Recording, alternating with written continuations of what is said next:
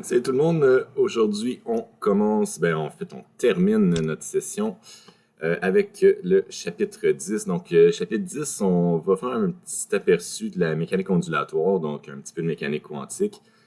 On a étudié un petit peu depuis le début de notre physique moderne, un petit peu les conséquences du photon, puis comment les mesurer, puis les vitesses limites qui étaient associées à ça, les effets relativistes.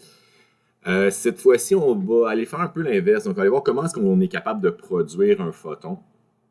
Donc, comment est-ce qu'on est capable de vraiment avoir une longueur d'onde qui est dans la région du spectre qu'on veut. Donc, c'est sûr que si on veut faire une antenne qui produit des ondes radio, parce qu'on peut se parler sur des CB ou si on peut produire une émission de radio, ben il faut être capable d'avoir une antenne qui produit des longueurs d'onde dans la bonne fréquence. Euh, Ceci va être conséquent justement avec la longueur de l'antenne, puis on va pouvoir justement créer des pièges dans le fond électron.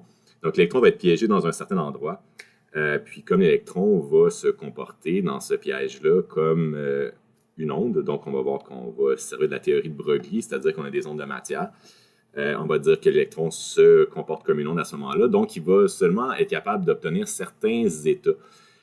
Donc, c'est qu'on va parler d'états quantiques, ce qu'on a vu dans le chapitre 2 et 3 comme étant nos harmoniques. Les harmoniques, on a vu que dans une corde, il fallait absolument avoir un nœud à chaque extrémité, puis après ça, on va avoir notre harmonique fondamentale, après ça, n égale 2, n égale 3, etc. On va supposer que notre électron, qu'on n'est pas capable d'observer, il faut se rappeler qu'avec le principe d'incertitude d'Heisenberg, la position et la vitesse d'un électron, c'est absolument c'est trop petit, on n'est pas capable de vraiment savoir, mais on va supposer que c'est comme ça. Et puis, malheureusement ou heureusement pour nous, les expériences nous démontrent que ceci était une très bonne hypothèse. Donc, on va vraiment se fixer deux types de pièges à électrons aujourd'hui. Donc, un piège, disons, artificiel qu'on va se créer. Donc, en gros, les antennes. Les antennes, on va les mettre à une certaine longueur. Donc, si on veut produire des micro-ondes pour chauffer notre spaghette, on va faire quelque chose qui va émettre dans les micro-ondes. Donc, le piège à électrons va avoir une certaine dimension. Si on veut produire des ondes radio, le piège à électrons, donc l'antenne, va avoir une longueur qui va être différente. C'est là-dedans qu'on fournit un courant électrique qui va exciter notre électron. L'électron excité va gagner de l'énergie et en retombant à un niveau plus fondamental, c'est là qu'il va libérer de l'énergie, donc libérer un photon. Donc, je vous ai expliqué ça un petit peu au laboratoire si on s'est déjà vu cette semaine. Sinon, on va se revoir cette semaine pour ceux que je n'ai pas vu encore.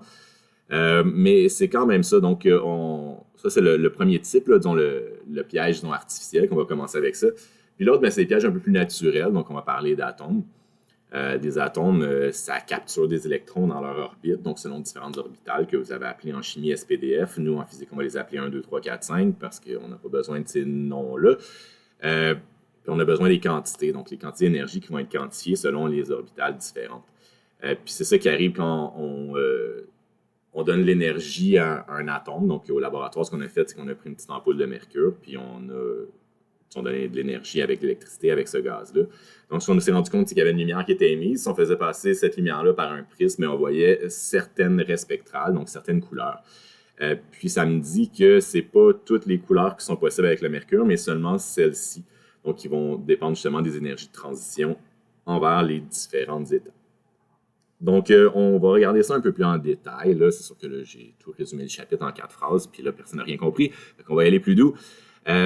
Mais bon, si on se fixe un piège à électrons, donc pensez à une petite barre de métal, là, ça peut être absolument n'importe quoi, là, le piège à électrons. Vos antennes derrière vos routeurs Wi-Fi, c'en est un piège à électrons.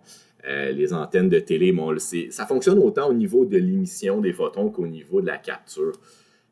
On peut, les antennes, si on voit qu'ils ont différentes longueurs, les antennes de télé, là, c'est justement parce qu'on veut capter différentes longueurs d'onde. Donc, c'est pas tous les postes de télé qui émettent à la même fréquence. Donc, on a des fréquences qui sont différentes pour différents postes. Donc, on veut avoir une plage de données qui est quand même plus étendue, qu'on ne veut pas juste prendre Radio-Canada, on veut aussi être capable de capter Télé-Québec, etc. Donc, c'est pour ça qu'on va varier un petit peu les longueurs de ces antennes-là pour être capable de tout pogner. Mais nous, on va se concentrer un petit peu sur l'émission de ces photons-là. Donc, on va se dire, si on a un piège d'une certaine longueur, si l'électron qui est dans ce piège-là doit être considéré comme une onde parce qu'il va à une certaine vitesse, donc on l'excite, on lui donne l'énergie, on va dire, cet électron-là est capable seulement d'avoir certaines longueurs d'onde à l'intérieur de ce piège-là d'une certaine longueur L. Donc, ça ferait son longueur d'onde fondamentale, donc son premier harmonique, ça correspondrait à quelque chose comme ça, donc un vente, 2 nœuds de chaque côté. Comme on a fait pour une corde. Après ça, pour l'autre, on aurait 3 nœuds, 2 ventes. Donc, ça serait n égale 2, n égale 3, n égale 4. Donc, on voit qu'on a différentes harmoniques qui peuvent apparaître, et ça, on va le traduire par des fonctions d'onde. On ne rentre pas dans ces détails-là aujourd'hui, mais nous, les fonctions d'onde, on appelle ça psi. Donc, si on étudie un petit peu plus l'équation de Schrödinger, on verrait que les fonctions d'onde, on les calcule avec la quantité psi, puis à partir de là, on est capable d'avoir l'énergie de cette onde-là.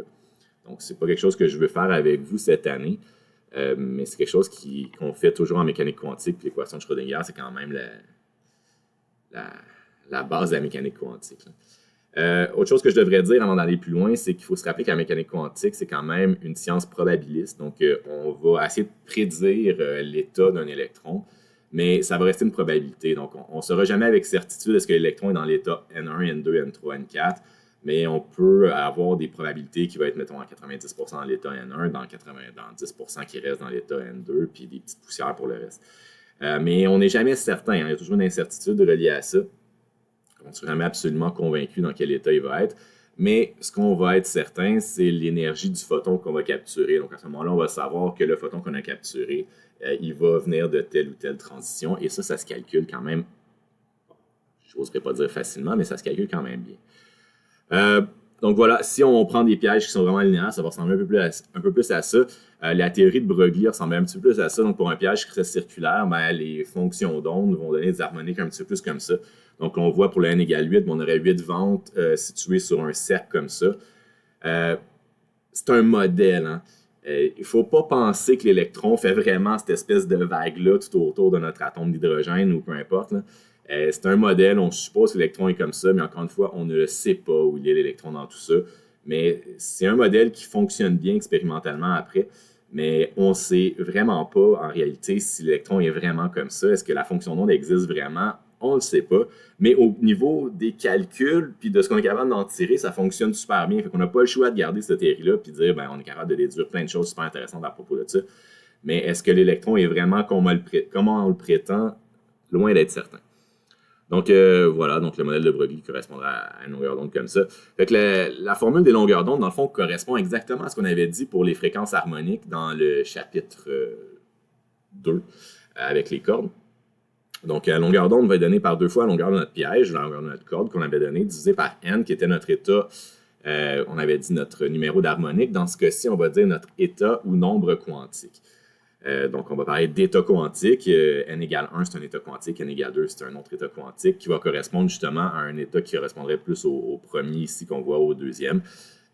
Ça va faire varier la longueur d'onde, donc la fréquence, donc l'énergie de cet électron-là qui va être dans différents niveaux. Puis on va voir qu'à mesure qu'on va augmenter des niveaux, l'énergie doit être absolument être de plus en plus grande. Donc là, on va mettre ça en lien. J'ai quantifié notre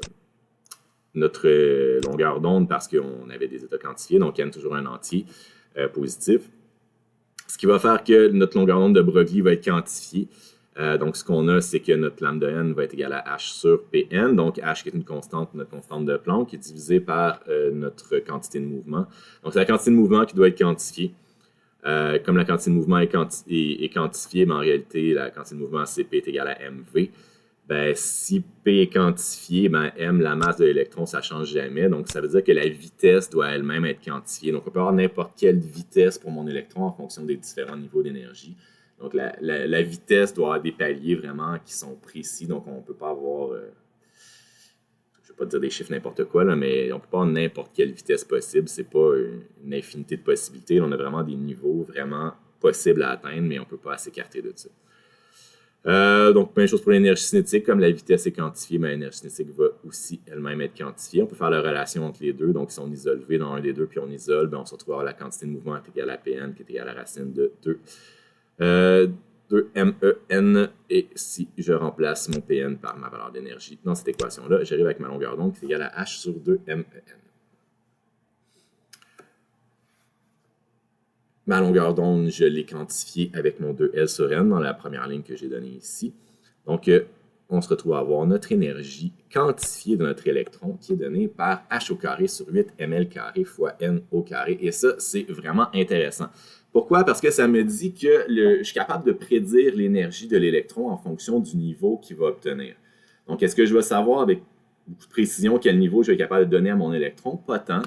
À moins que je lui donne une énergie qui est inférieure à son niveau n égale 3, mais qui est supérieure au niveau n égale 2. Donc, je sais qu'il va passer du niveau n égale 1 jusqu'au niveau n égale 2. Puis peut-être qu'il n'y aura pas assez d'énergie pour aller gagner le n égale 3. Il y a quand même les probabilités de voler de l'énergie à un autre électron puis de monter à n égale 3. C'est possible. Mais ça serait quand même plus surprenant. Mais on est capable de comme ça, calculer l'énergie de chacun des électrons comme ça. Avec cette formule-là, qui est quand même pas si compliquée. Donc, notre constante de Planck divisée par 8 ml carré fois notre nombre quantique ou notre état quantique de l'électron qu'on met au carré. Pourquoi ça, c'est intéressant? C'est parce que les électrons qu'on a excités, donc on va leur donner de l'énergie avec souvent de l'électricité, donc en allumant l'interrupteur d'une ampoule, par exemple, ben, pas une ampoule, mais d'un néon. Qu'est-ce qui va se passer? C'est que justement, les électrons vont monter de niveau. Donc, ils vont gagner de l'énergie, montent de niveau, donc passent de n égale 1 à n égale 2, n égale 3, n égale 4, n égale 5. Sauf que quand ils sont dans un niveau qui n'est pas le niveau fondamental, ils sont, entre guillemets, inconfortables. Là, je leur donne une conscience, même si on n'en a pas. Là, ils vont vouloir redescendre de niveau. Donc, pour redescendre de niveau, mettons que l'électron est rendu à n égale 5, ben, il y a possibilité de retomber à n égale 4, il y a possibilité de tomber à n égale 3, il y a possibilité de tomber à n égale 2, il y a possibilité de tomber à n égale 1. Il y a possibilité de tomber à n égale 3, puis ensuite à n égale 2. À chaque fois qu'on descend comme ça, l'électron perd de l'énergie. On a toujours conservation d'énergie, donc l'énergie doit se retrouver à quelque part. L'énergie se retrouve dans l'émission d'un photon. Donc, si on a une énergie, disons, de 10 électronvolts au niveau n égale 3, puis on tombe au niveau n égale 2, puis on est à, je sais pas, 6 électronvolts, ben, il manque 4 électronvolts entre les deux. Donc, si l'électron passe du niveau qui est à 10 à un niveau qui est égal à 6, il reste 4.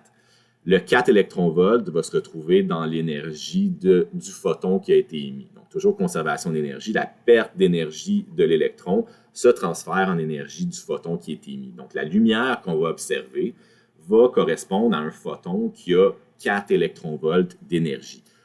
Après ça, si on va avoir sa longueur d'onde, on a vu dans le chapitre précédent comment est-ce qu'on calculait les longueurs d'onde des photons avec son énergie. Donc, on a hc sur lambda ou h fois f. On est capable d'avoir la couleur comme ça, ou la longueur d'onde, la fréquence de ce photon-là qui a été émis selon cette transition-là. Donc, je vous ai fait un petit schéma qui va représenter un petit peu ça. Ça fonctionne des deux sens aussi, donc on peut aussi absorber des photons pour ioniser quelque chose. C'est un peu le principe là, du chandail blanc là, qui réagit ou du ultraviolet. Les ultraviolets, c'est invisible, hein, c'est pas dans le spectre visible, donc on n'est pas capable de les voir. Pourtant, si tu portes un chandail blanc puis tu passes en dessous d'un néon ultraviolet, ben, ton chandail blanc, il devient très brillant. Pourquoi? Ben, parce que tu absorbes les photons ultraviolets, mais tu émets quelque chose de différent. Donc, les photons qui font partie de ton chandail, les électrons qui font partie de ton chandail sont excités par la lumière ultraviolet, donc on absorbe ces photons-là, on gagne de l'énergie.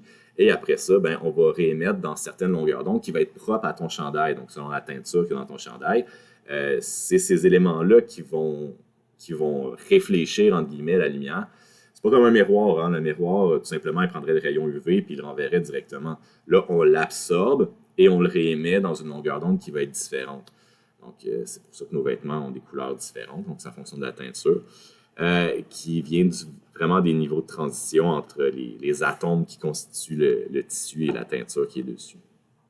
Donc, si on absorbe un photon ou on absorbe de l'énergie, ben on va monter en termes de niveau d'énergie. Donc, on va passer à un niveau égale 1, un niveau n égale 2, un niveau 3, 4. Tandis que quand on va redescendre, si on passe d'un niveau 4 à un niveau 3, ben là, on émet un photon. Si on passe d'un niveau E égale 4 à un niveau E égale 2, on va émettre un photon encore plus énergétique parce que la marche est encore plus haute. Donc, il y a une plus grande perte d'énergie pour l'électron. Ça veut dire que le photon, il va avoir plus d'énergie. Si on passe de E égale 4 à E égale 1, ben encore plus d'énergie pour ce photon-là. Si on passe de E égale 2 de n égale 2 à n égale 1, ben là, on a encore une plus petite perte d'énergie pour notre électron, donc le photon va être encore moins énergétique. Donc, c'est ça qui est important de bien réaliser aujourd'hui, c'est qu'on est capable de déterminer c'est quoi la différence de ces niveaux d'énergie-là de nos électrons. Donc, avec la différence de niveau des énergies des électrons, ben, on est capable d'avoir l'énergie du photon qui a été émis. Donc, c'est ça l'avantage. Si on veut avoir un routeur Wi-Fi qui émet dans le Wi-Fi, bien, on fait des antennes d'une longueur qu'on est capable de mesurer. Puis après ça, on va lui donner suffisamment d'énergie pour atteindre le n égale 2 qui va retomber dans le n égale 1. Donc, à ce moment-là, on va avoir des longueurs d'onde qui vont être relativement précises, qu'on va pouvoir encoder après.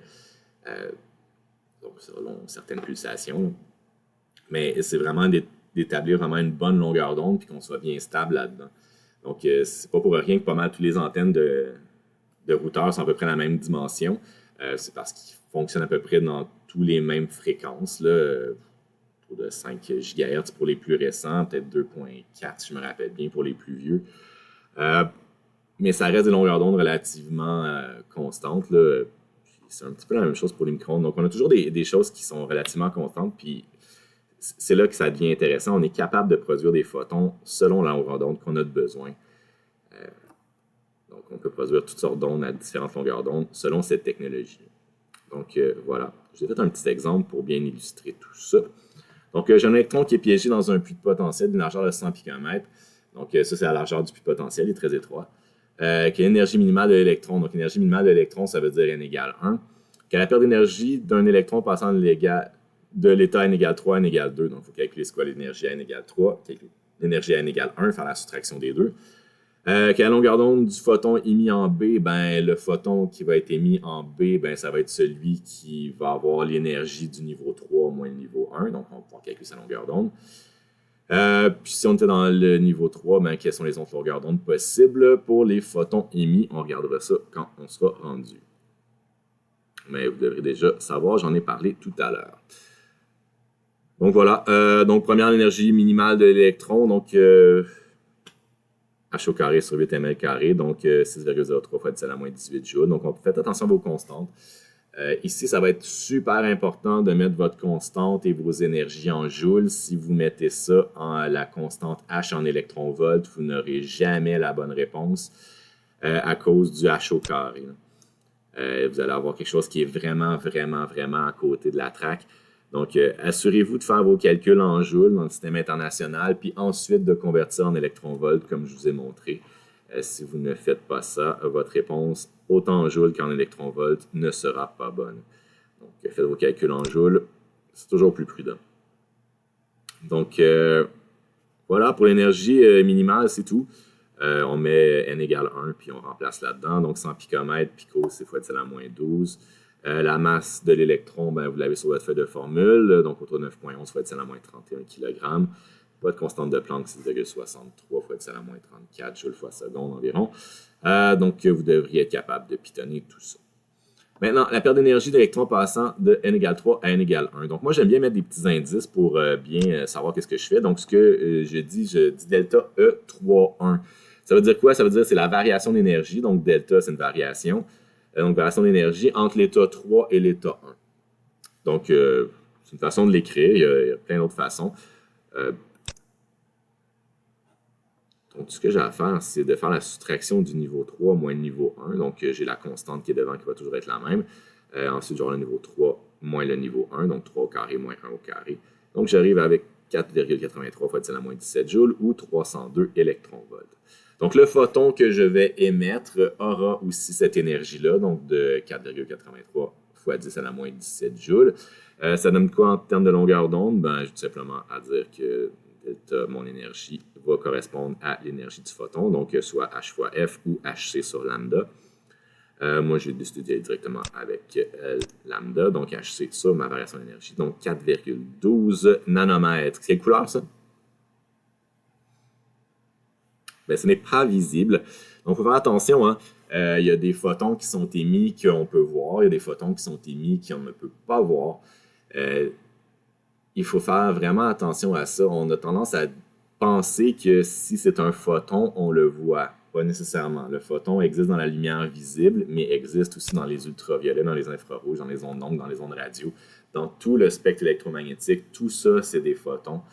Donc, ils peuvent être visibles comme ils peuvent ne pas l'être. Donc, faites bien attention à ça pour vous faire pincer là-dessus. Lui, il n'a pas de couleur, il n'est pas visible. Donc, je serais quoi dans l'ultraviolet peut-être? Ensuite, la dernière question, ces électrons se trouvent initialement dans le n égale 3. Quelles sont les autres longueurs d'onde possibles pour les photons émis? Donc, ce qu'on a dit, c'est que c'était possible de passer de n égale 3 directement à n égale 1, mais c'est possible de passer de n égale 3 à n égale 2. Puis après ça, ben, c'est les photons qui se retrouvent dans n égale 2, ben, ils peuvent passer de n égale 2 à n égale 1. Donc, c'est deux autres possibilités de photons qui peuvent être émis, donc de 3 à 2 et de 2 à 1. C'est ce que j'ai calculé. Donc, de 3 à 2, ça me donne ça comme longueur d'onde. Le même calcul pour, pour l'énergie, puis le même calcul pour la longueur d'onde. Donc, j'ai calculé le E32 qui donnait 6,6 nanomètres et le 11 nanomètres pour le E21. Donc, celui qui passe du niveau 2 au niveau 1. Donc voilà, écoutez, c'est à peu près ce que je vais vous faire avec les électrons piégés dans des pièges qui sont linéaires. Le seul autre piège qu'on va faire en termes de trucs ronds, c'est-à-dire l'atome d'hydrogène. Ben, l'atome d'hydrogène, pourquoi on fait lui? Simplement parce que c'est le plus simple.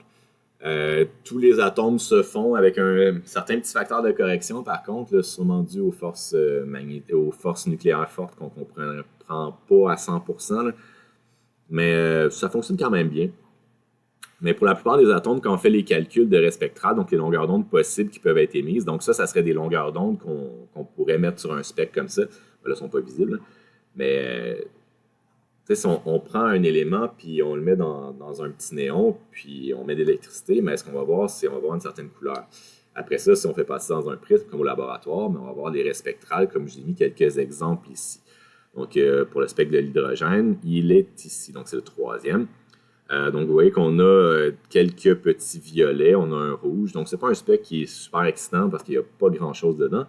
Mais il y a quand même quelques longueurs d'onde dans la lumière visible. On va voir que les longueurs d'onde du spectre d'hydrogène, puis ça, c'est quelque chose qui renforce vraiment la théorie de la mécanique quantique, c'est qu'on est capable vraiment de les observer. Donc, ces longueurs d'onde sont bien réelles, là, puis on les calcule avant de les observer, puis après ça, on se rend compte que, ouais, ça colle. Donc, l'hypothèse de on ne sait pas où l'électron, ben, on ne sait pas vraiment, mais ça fonctionne quand même. Et c'est ça qui est quand même super intéressant de la mécanique quantique. Donc voilà, à partir de ça, c'est ce qu'on observe réellement, mais il faut faire le calcul. Donc le calcul, en réalité, l'électron est piégé sur des orbitales.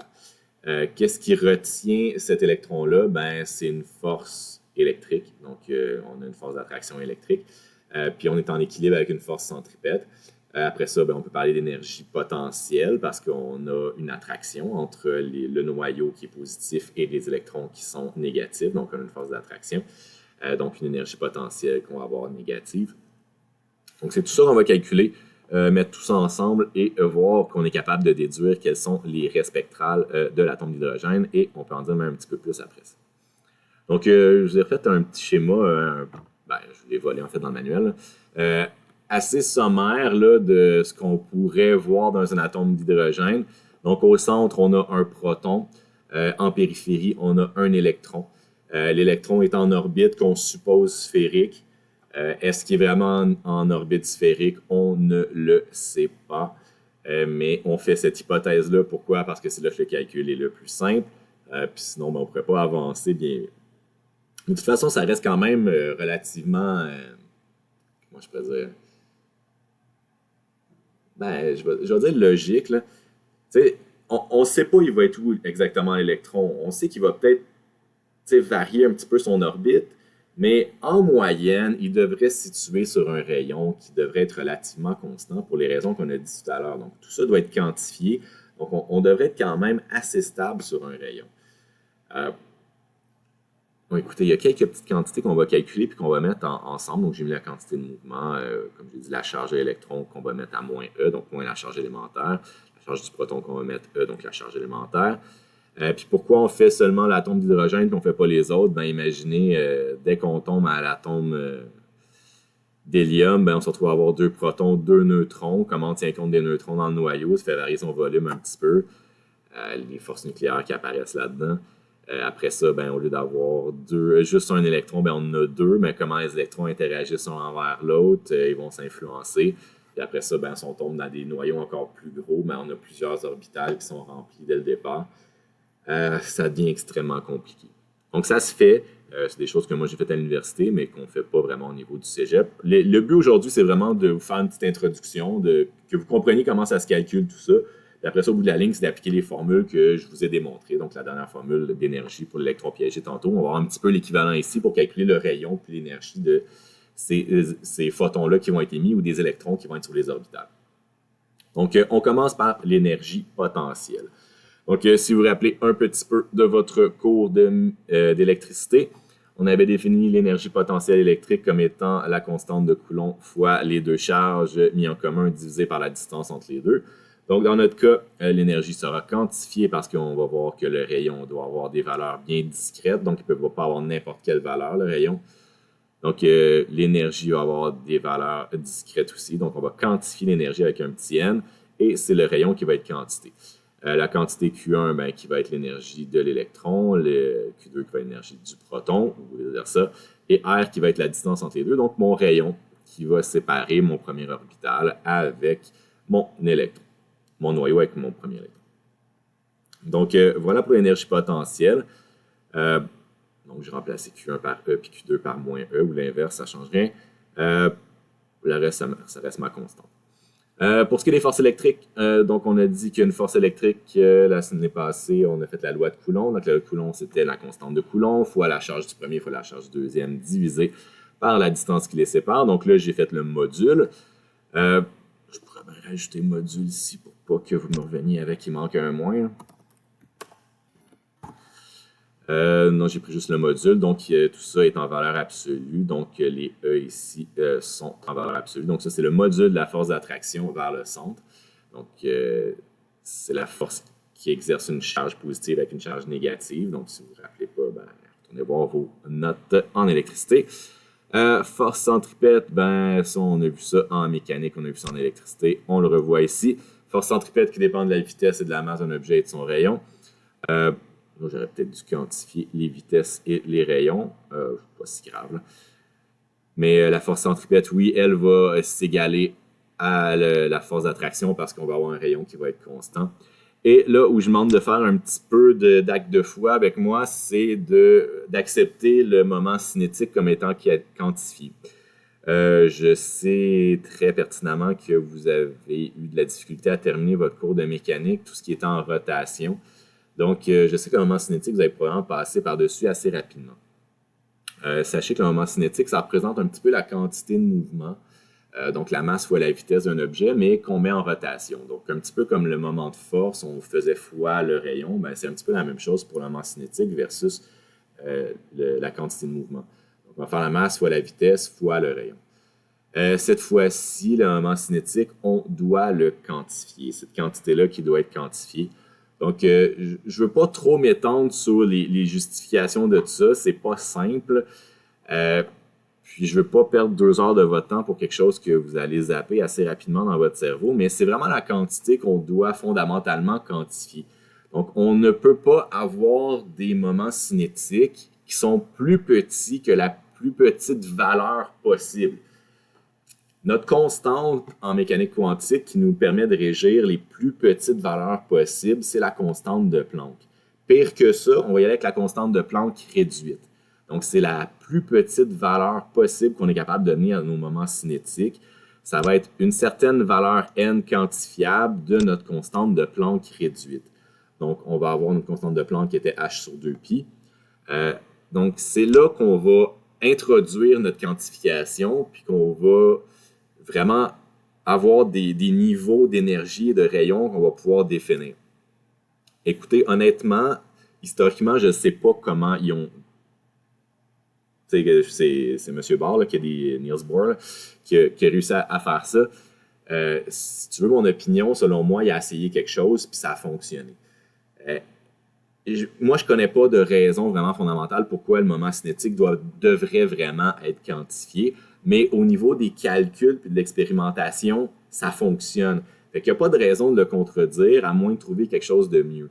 Donc, pour l'instant, personne n'a rien trouvé de mieux. Donc, on quantifie le moment cinétique, puis nos calculs fonctionnent super bien après ça. Donc, on va mettre notre moment cinétique comme étant à n fois h sur 2pi. Et on va mettre nos égalités à travers tout ça. Donc, première chose, j'ai mis mes deux forces à égalité. Donc, j'ai mis ma force d'attraction égale à ma force centripète et j'ai isolé V là-dedans. Pourquoi je les ai levés là-dedans? Parce qu'après ça, je vais mettre mon moment cinétique quantifié. Donc, j'ai quantifié mon moment cinétique et je vais remplacer mon V que j'avais mis ici là-dedans. Donc, je vais l'ajouter. Je fais un petit peu d'algèbre. J'isole mon rayon. Et je me rends compte que le rayon de mon atome d'hydrogène doit avoir certaines valeurs bien précises. Donc, les valeurs, c'est quoi? Il faut absolument faire H au carré fois epsilon 0. Donc, epsilon 0, je rappelle que c'est la permittivité du vide, donc que vous avez sur votre feuille de formule. H au carré qui étant la constante de Planck, E au 0, notre 1,6 fois 10 à la moins 19, puis qu'on connaît bien, M, la masse de l'électron, et N, notre état quantique ou le numéro de l'orbite. Donc, la plus petite valeur qu'on peut avoir, c'est N égale 1. C'est ce qu'on appelle le rayon de Bohr. Donc, le rayon de Bohr, c'est le plus petit rayon qu'on connaît. Donc, 5,29 fois 10 à la moins 11 mètres. C'est la distance la plus courte que peut avoir l'atome d'hydrogène entre son noyau, donc son proton, et son électron. On ne peut pas descendre en bas de ça selon ces calculs-là. Puis après ça, ben, les niveaux vont juste augmenter à mesure que N va augmenter. On va avoir des multiples de ça au carré. Et les rayons vont augmenter. Donc, ce qui est intéressant de ça, c'est de réaliser que la distance entre le noyau et l'électron va grandir de façon exponentielle. Donc, on aurait peut-être, disons, 1 là, entre le noyau et n égale 1, mais on aurait 4 fois plus grand. Après ça, 9 fois plus grand. Donc, c'est toujours au carré. Bon, le rayon, c'est pas mesurable. Il n'y a pas grand-chose qu'on peut faire avec ça. Donc, on n'a pas vraiment de façon expérimentale de déterminer où l'électron, comme je vous disais. Donc, ça, c'est plus ou moins, comment je pourrais dire, vérifiable. À part dans le cas où on va venir ramener ça dans notre énergie. Et c'est là que ça devient intéressant, c'est que si on connaît l'énergie de notre électron, ben on est capable de savoir quelle va être sa différence d'énergie entre les niveaux. Et si on connaît sa différence d'énergie entre les niveaux, ben ça va émettre un photon. Et ce photon-là, on est capable de le voir. Et si on est capable de le voir, on est capable de mesurer sa longueur d'onde. Si on est capable de mesurer sa longueur d'onde, on est capable de mesurer son énergie. Donc, si on est capable de mesurer son énergie, on est capable de vérifier ce qu'on vient de dire, si c'est pas de la foutaise ou c'est bon. C'est là que ça devient intéressant. Donc, si on regarde l'énergie de notre électron, ça va donner par son énergie cinétique plus son énergie potentielle. Donc, son énergie cinétique mv au carré sur 2. Il n'est pas relativiste. Il ne va pas à la vitesse de la lumière. Il faut se forcer pour aller à la vitesse de la lumière. Il n'y a rien qui va à la vitesse de la lumière de façon naturelle, à part le photon. Donc, sinon, ça prend quand même des conditions assez spéciales pour être en relativité. Donc, écoutez, la job n'est pas douce là, pour faire ça, donc je vous invite à l'essayer si ça vous tente de vous amuser là-dedans. Je l'ai tout fait en détail. Tout ce qu'on a à faire, c'est de remplacer V par la vitesse qu'on avait démontrée un petit peu plus haut, notre rayon par la valeur qu'on avait démontrée un petit peu plus haut, puis après ça, ben, on va avoir notre énergie en fonction de simplement N. Donc, c'est ce que j'ai fait ici.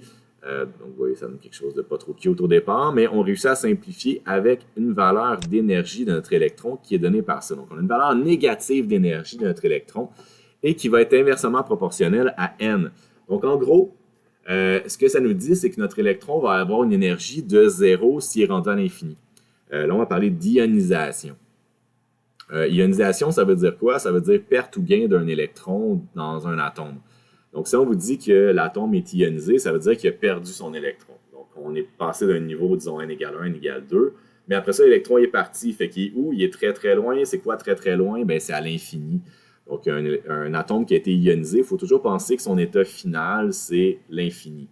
Ou le contraire, si on dit qu'on ionise à partir de... on gagne un électron, bien, son état initial, bien, c'était l'infini. Puis après ça, on finit dans un état plus précis. Si vous remarquez bien, là, au départ, là, toute cette quantité-là, c'est des constantes. Bien, la masse de l'électron, ça ne change pas. La charge élémentaire, ça ne change pas. 8, ça reste 8 pas mal tout le temps. La permittivité du vide, ça ne change pas. La constante de Planck, ça ne change pas. La seule chose qui va modifier, ça va être mon n. Donc, finalement, on a une constante fois 1 sur n au carré avec une constante négative. Là. Donc, je l'ai calculé pour vous. On arrive à moins 2,18 fois 10 à la moins 18 joules.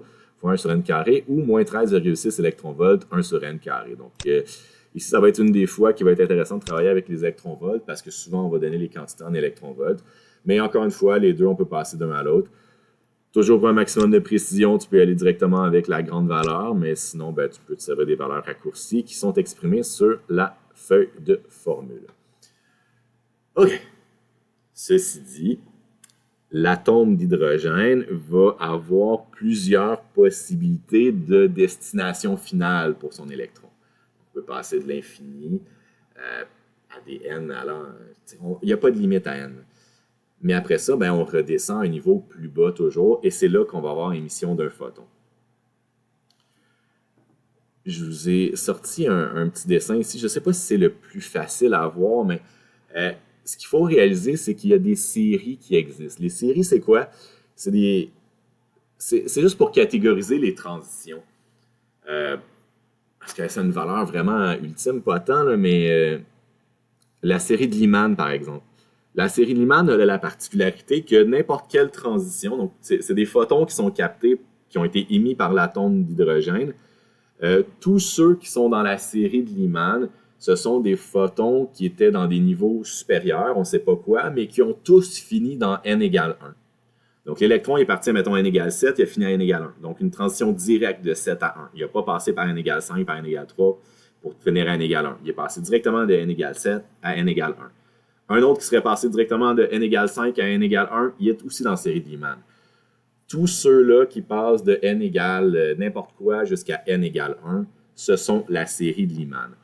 Malheureusement, la série de Lyman, c'est une série qui est pas mal toute dans l'ultraviolet. Donc, c'est une série qu'on n'est pas vraiment capable de voir. Si on allume un tube qui contient de l'hydrogène, puis on essaie de voir la série de Lyman, ben, nos yeux ne sont pas capables de la voir. Ce sont des rayons ultraviolets. Ils sont là quand même, mais on n'est pas capable de les voir. Par contre, la série de Balmer, elle a la particularité de finir toujours dans n égale 2. Donc, on part à n égale 7, on finit à n égale 2. On part à n égale 4, on finit à n égale 2.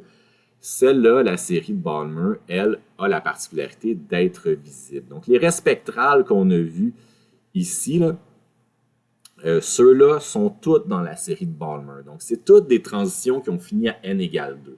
Donc, dès qu'on est dans la lumière visible pour l'atome d'hydrogène, là, on n'a pas le choix de finir à n égale 2. Ce qui s'appelle la série de Balmer. On ne peut pas être à l'extérieur de ça. Donc, il n'y a aucune longueur d'onde. Vous pouvez faire les calculs tant que vous voulez. C'est impossible de finir dans des longueurs d'onde, donc dans des énergies qui sont visibles, si on ne termine pas notre transition à n égale 2. Si on est à n'importe quoi d'autre, ben, on va être soit dans l'ultraviolet pour la série de Lyman, puis après ça, la série Paschen qui est à n égale 3. Ben là, on tombe dans le domaine des infrarouges. Puis il y en a beaucoup dans l'infrarouge pour l'atome d'hydrogène. Il nous est sorti l'article Wikipédia, si je ne l'ai pas effacé. Ouais, donc vous l'avez ici. Donc la série de Lyman, on la voit ici. Là, puis garde en tête que le visible est simplement ici. Hein. Donc les couleurs que vous voyez sur ce spectre-là n'ont absolument aucun sens. Tout ce qui est arc-en-ciel devrait se trouver ici. Hein. Ça, là, c'est même pas de couleur. Là. On a mis des couleurs différentes pour les différentes séries. Mais au bout de la ligne, là, ils n'ont pas de couleur à part dans la série de Balmer. Là. Donc, série de Lyman, on est autour de 100 nanomètres, là, donc rien de visible là-dedans. Série de Balmer est là. Après, c'est la série de Paschen que vous avez en genre de rougeâtre, là, rouge vin. Après ça, la série de... la série de Paschen qui est en rouge. Après ça, la série de Braquette, Pfoun, Humphreys, là, vous les avez toutes. Donc, j'ai fait un petit tableau là, des principales là, qu'on a ici. Comme je vous disais, là, la seule qui va vraiment nous intéresser, parce que c'est la seule qui est vraiment visible, c'est la série de Balmer. Donc, on termine dans n égale 2. Puis le R qui est là, ça correspond vraiment à la constante qui est ici. Donc, c'est ce chiffre-là. Vous pouvez le représenter par tout ça. Mais c'est ça. Donc, il faut toujours garder en tête que là, on trouve avoir la... Oh, je ne suis pas sûr exactement que c'est exactement la même chose parce qu'on a mis 1 sur lambda. Donc, on a l'énergie. Donc, il va y avoir peut-être une constante de Planck à transiter entre les deux. Là. Faites juste attention à cet horaire-là, c'est pas exactement ça. Mais c'est tout ce qu'on a besoin de faire. Donc, juste garder en tête que la série de Balmer finit dans n égale 2. Série de Lyman, on finit dans n égale 1. Série de Paschen, on finit dans n égale 3. Puis les autres, ben, il faut savoir qu'ils existent, mais ce n'est pas vraiment nécessaire de les mémoriser. Donc, vraiment, la Balmer est la seule vraiment importante pour nous. Donc, Maintenant, on sait comment produire des photons dans différentes longueurs d'onde. C'est une introduction, évidemment, à la mécanique ondulatoire. J'aimerais ça vous en dire beaucoup plus par rapport à ça. Mais je pense qu'on va se limiter à ça cette année. Vous avez quand même quelques chapitres qui restent dans votre manuel qui sont très intéressants à lire. Donc, si vous voulez aller continuer ça. Vous allez voir aussi quelques exercices dans votre chapitre 9 que vous aviez probablement aucune idée comment commencer. Donc, qui traitait de l'atome d'hydrogène. Ben, les solutions sont dans ce qu'on vient de donner. Donc, vous aurez tout ça. Pas beaucoup d'exercices à faire ici. Mais voilà. C'est pas mal ça pour la fin de la session. Pour moi, on risque de se reparler, peut-être faire une petite vidéo révision d'ici la fin de la session, si le temps me le permet. Sinon, ben, je vous souhaite d'avancer vos exercices le plus tôt possible. N'oubliez pas que vous allez avoir à l'examen final quelques trucs à m'expliquer en mots. Donc, les questions qui pourraient arriver, c'est est-ce que tu es capable de m'expliquer que la lumière est une onde? Est-ce que tu es capable de m'expliquer que la lumière est une particule? Puis, ben, ça va prendre des expériences pour appuyer ça, des mots-clés. Est-ce que tu es capable de m'expliquer c'est quoi le principe d'incertitude d'Heisenberg? Est-ce que tu es capable de m'expliquer pourquoi il y a 2 pics dans l'effet Compton? Est-ce que tu es capable de m'expliquer l'expérience photoélectrique d'Einstein? Comment est-ce que l'expérience photoélectrique d'Einstein nous permet de démontrer que la lumière est constituée de photons? Donc, c'est toutes des choses que tu dois être capable d'expliquer en une demi, 3/4 de page. Pas plus que ça. Donc, essayer d'être concis là-dedans. Et c'est pas mal ça que tu auras à faire, sinon les autres questions à l'examen. Donc, attendez-vous à 2-3 questions à l'examen final que vous devrez écrire. Je compterai les fautes d'orthographe si c'est trop horrible. Ça m'est pas arrivé très souvent de devoir les compter, mais ça arrive là, que s'il y a une faute aux 2 mots, que j'enlève le 10%. Mais j'aimerais ça ne pas avoir à le faire, donc appliquez-vous, s'il vous plaît. Si vous avez des questions, je suis toujours disponible. Je vous souhaite une excellente semaine.